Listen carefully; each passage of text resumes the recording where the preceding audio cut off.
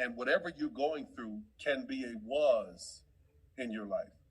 I think that if you keep tremendous faith and you keep working at it, keep moving towards it, it will come together. Hello, everyone. It's your girl Wrote Up with Bumi, and I bring you well summarized nugget from the interview conducted by Bishop T.D. Jakes with actor Tyler Perry. It is very important you listen all the way to the end because they are well summarized and they are important tips to make us know that we can get there. We can also achieve it if we keep doing what we do and we focus on the goal. Happy viewing and happy listening. Please remember to subscribe to my channel, like, and comment. God bless you. Relationships are so important. And in this business and in this world, people want to know that they can come to you, tell you anything, lay down their burden, and know that it's safe and that you're not going to share it with anybody, and that you can be a solid place, a safe place to land. You know, and even my employees are the same way. They tell me some of everything about their personal problems, their families, their wives, their husbands, their kids. And I'm not a person I don't want my organization to be one where everybody's talking about each other. I want it to be one that if you come to me and you are sincere in your need for help, that I can help you and send you on your way so that you can continue to be an asset to the company and your life, for sure. I think that's something that people miss as a resource. They see money as a resource. They see talent as a resource. They see giftings and affluence and who you know as a resource, but they don't value the capital of relationships. So they don't invest in people that they don't need. They don't listen at stories that are not related to the deal. They don't check to see if you're okay. You're one of those guys who will just check on you like you're a physician or something, checking to see if you know how you doing. Did you take your medicine? You know, that sort of human equity. Yeah. The kind of stuff that schools don't teach you. It's mother wit. Right, right. And what's so important about relationships is, listen, I've seen it all in this business. I've seen actors come and treat PAs, with productions assistants, like crap. Just be nasty, you know. And I'll stop them and say, hey, what are you doing? And I'll remind them that this business is so small because I've seen the very production assistant 5-10 years later end up running the whole company. So you have to be really, really careful. If you're not going to just do it spiritually and morally, just to be good to people, think about the very person that you're dogging out may be sitting at a desk one day and they need a loan from you, and they will remember. Because Maya Angelou, she said, they may not remember what you said or what you did, but they'll remember how you made them feel. So that's what's so important. It's so important. Personally, I evaluate the quality of a person by how they treat people they think they don't need. Yeah. And yet there are many, many people watching us right now who will knock other people down that are of less affluence, trying to get to the front to get to somebody who's not even going to remember that they met you. That's exactly right. And they don't understand that the value is in the ordinary person. It's in the person that was with you, who was riding with you, ride or die, who stood by you. And they don't take the time to talk to the janitor. They don't take the time to talk to the person who's loading trucks. And I think that this is a great leadership lesson to learn.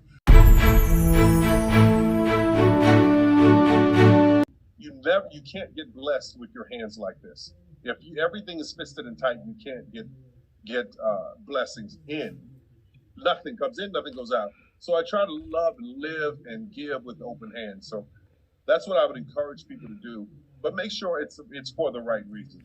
If you got it and you just want to do it just because somebody's gonna recognize it and I'm gonna get this and that, then that doesn't speak to me. But if you're doing it from the bottom of your heart, you won't be offended when that good deed goes bad, because you know the intention and when it started from inside of you. This is an amazing. I hope you all are really gleaning all of this treasure and all of this gold. It's a rare opportunity. Number one, Tyler doesn't like to talk a lot anyway, so I had to leverage my relationship to get him on here in the first place. In the few minutes we've got left, there's one thing I want to know. A couple of things. I'm going to close 2 or 3 times. I'm a preacher. First close. Describe to me what was the darkest day in your life from a business perspective. I'm not even going into the personal part of it. What was the darkest day? And then I'm going to jump ahead and tell you, I want to know what was the brightest day, and how did you overcome the darkest day, and how did you manage the brightest day? I got to say, the darkest day was when I'd done the play in Alabama, and my mother had rented a van for me. She was reluctant to do it, and she didn't want to. She didn't want to rent it because it was $300, and if I couldn't pay for it, there was no way she could have paid that $300 on her credit card. So doing that show and realizing that it didn't work, and I had no money, not even to pay the van, and I'm driving the van back to New Orleans from Alabama, and I know I don't have the money.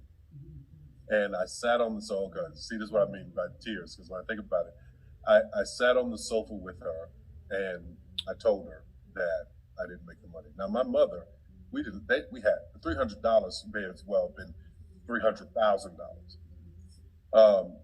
And the heartache and the heartbreak in me in realizing that I couldn't pay that $300 was enough to make me never want to do it again. And she said, this play stuff, ain't what she said, Bishop, it is never going to work. You need to leave that stuff alone. Go get you a job at South Central Bell, the phone company, making you about $300-400 a week, and get you some benefits, because you're never going to make it. She told me I'm never going to make it. That thing sat in me like a ton of bricks. And we were both on the sofa. She was ahead of me a little bit. So I leaned back and I just lost it. And she's smoking and she's mad and she's cussing and she's angry because she's wondering, how is she going to pay this $300?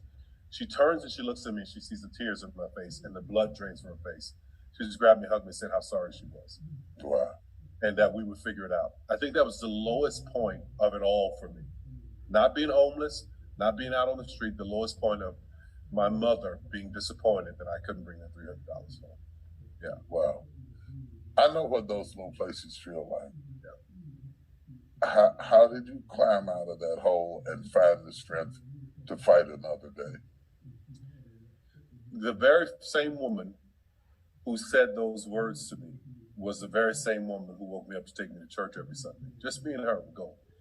And I would see her after my father had done all these horrible things to her over the weekend, Sunday in tears, talking about this God, this faith, this Jesus. If this woman who had not introduced me to this God as a child, I don't know how I would have climbed out of that. But there was always this level of faith in me. There was always this thing, this God voice, this light that said, this is going to be okay. All you got to do is do this, this, and this. I always felt there was a plan. And that was the way that I got out of it, completely through faith and prayer and believing. Okay, I'm going deeper. Sometimes it is easier to talk about your darkest day than it is your brightest day. To admit that this made me hand slapping, dancing in the house by myself, happy that maybe it's not like that for you, but moments of great joy are harder for me to tell than moments of great pain, because moments of great pain have a lot of fellowship. Moments of great joy, you feel like somebody might poo-poo on your parade, that they might misunderstand. Can you share a moment where you were like giddy, silly, happy, and how it happened? It wouldn't be that I couldn't share it, it's having to define one. Because I'm so grateful when I am driving through these gates, and I think that there were Confederate soldiers with like those big Confederate flags on the Capitol. Those people are probably flipping over in their grave that I own this place. That makes me want to just break out dancing. Thought of that. Yeah.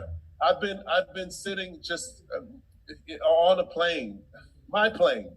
I'm gonna say it, and sitting there going, how in the world did this happen for me? This little boy out of New Orleans. So it's these constant reminders of, oh, and I'll tell you this, Bishop, and this is good for all you leaders too. I was so, in the beginning, I was so uncomfortable with the success. I was so uncomfortable that I was doing well. I was so uncomfortable that I lived in a nice house. The first year I made money, I'd given it all away. And I didn't even know the level of guilt that I had because I was doing well. It's so crazy. You work your whole life to do well, and then you get to a place where you're doing well, and then there's this level of guilt because of where you come from and how many of you are not doing well from where you come from. Right. So I had this determination to say, okay, I'm going to do well. I can't, listen, y'all can't get on the boat right now. This is very important. You will sink my boat. I'm going to build my boat. I'm going to go over here and get successful. And when I get everything I need so that I can make sure I'm surviving, I can pull some of you with me. And I want you to come in here with the best attitude of, I'm going to outwork you, Tyler. I'm going to do twice as much as you do, and I'm going to be 10 times as successful. Those are the people I want to work with all day long, right? Wow. But we as Black people for so long, or just in people, I don't know about other races, but Black people in particular, we have this tremendous feeling of debt to where we've come from that doesn't allow us to be successful because we keep trying to put too many people in the boat. Wow. It's okay to self-sustain until you can take care of mom and dad, cousin, sister, brother, and everybody else. That's okay, because if everybody drowns, then what's the point? Right. It takes one of us going out, getting higher to reach back to the other person. And that is so off the question that you asked, so take me back to the question. No. You're dead on it. You're dead on it. The very fact that you own the place where the Confederate Army gathered, and to think about that. Yeah. What did you say? Giddy, joy. We're talking about the joy. The joy. Sometimes owning happiness is hard when you grew up in hell. Yeah. And you're used to hell. You're not used to happy. And when happy comes, it's a strange feeling. You're glad, but you're also kind of like, you don't know what to do with happy. All I can tell you is to look at my life, to look at where I've come from, what I've come through. And what I found in this entire world is there are no differences in people. We all bleed. We all need oxygen. I think that the thing that made me able to keep moving is that I recognized what was in my hand. Again, God asking Moses, what is that you have in your hand? Because that hand, what was in his hand, brought them water and struck the rock. And just understanding that if you could understand what is in your hand. And for me, the gift that I had would not let me rest in not going for it. It would not let me not take the chance. So with the world being flipped upside down because of the pandemic, with people having to readjust in every sense of the way, and this shows you how connected we are in the world, not just in America, the world. That's right. Not just Africa, but the world, Australia, the world, having to readjust everything about yourself was something that I did in this time of going, okay, look at how far I've come. And I would hope that anyone who's going through would look back to the things that they didn't think they would make it through and realize that they can make it, right? And it's very hard for people to sit in a position like this, in a seat like this, and say, you're gonna make it. It's hard for people to hear that. You're gonna be okay. It's easy, I can say it, but it's hard for someone to hear it. But I'm telling you, you're looking at now. If you had seen me homeless, sleeping at Geo Metro, standing in the Winn-Dixie supermarket with the pennies that I had found that were encrusted in the bottom of the ashtray, trying to buy the 69-cent pack of cookies so that I could have food for the week. And a woman behind me, the line behind me getting frustrated because I'm counting pennies when I know I don't have enough. And the lady behind me saying, go ahead, I'll pay for it. Me walking out of the store in tears because I knew I had something to eat. Or just, understanding that that was my life. That was a part of it. And whatever you're going through can be a was in your life. I think that if you keep tremendous faith and you keep working at it, keep moving towards it, it will come together. It can and it will. And my hope is that anyone who is pushing toward it, that every seed you plant, that every bit of kindness you show, because all of that is currency, right? Giving is currency. Love, kindness, doing right, that's all a currency. You're buying in to something great that is going to come back your way. So that's how I live my life. And that's what I'm hoping that will happen for so many people. Just remember the currency that you're paying and spending every day. You have heard it right here at the International Leadership Summit. Which way is up, from somebody who knows what the bottom looks like and knows what the middle looks like and everything in between. Tyler, man, thank you, dog. God bless you, man. You know I love you, brother.